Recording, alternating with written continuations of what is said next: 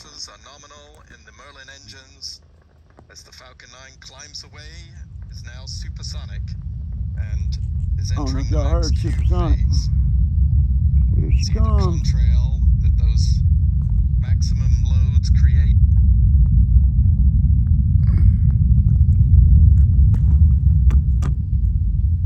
SpaceX confirms that the Falcon 9 has passed the period of maximum dynamic pressure.